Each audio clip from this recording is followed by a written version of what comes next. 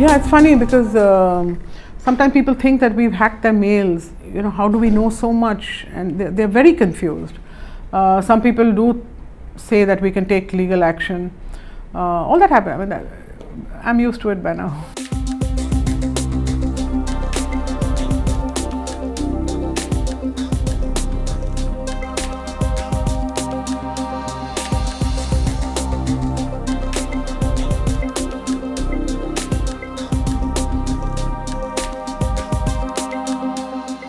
When I joined the Indian Express, which was more than 20 years ago, I joined as an investigative reporter.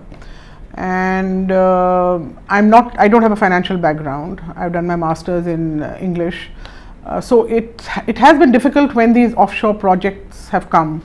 Of course, now you have to go through balance sheets, you've got to go through SEBI records, you have to go through ROC documents. So when you look at numbers, how do you feel? Do you like working with numbers? Horrible.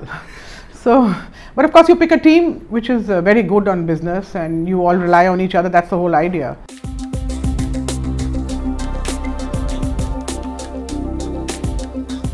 I do feel happy that a story like the Panama Papers has been recognized and it's got awards all over the world, dozens and dozens of them, and of course including the Pulitzer. So technically each of us has got 1/200th of the Pulitzer. But so I'm very happy that the story has been recognized in India also, because it needed to be, because my colleagues all over the world have got their individual awards. So I'm really happy about that.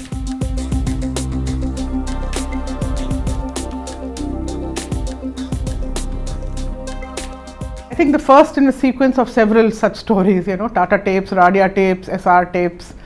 And yeah, there were audio tapes that were given to me and there was much excitement. And at some point I and the editors thought, let's edit this portion out or that portion out. I intervened and said we should not edit out anything because people will subsequently raise questions. Then the process of due diligence, which you see, I hope you see in a lot of Indian Express stories. I remember began for me. That everyone whose voice was there in the Tata tapes had to be contacted and spoken to.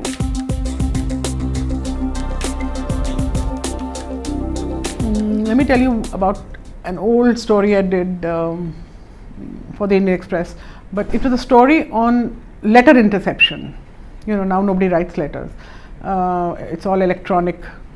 So this was a story on how the Intelligence Bureau would pick up entire bags of mail from Pakistan and UAE and a couple of other countries from the central post office located in the Safdarjung airport and take them for opening and reading.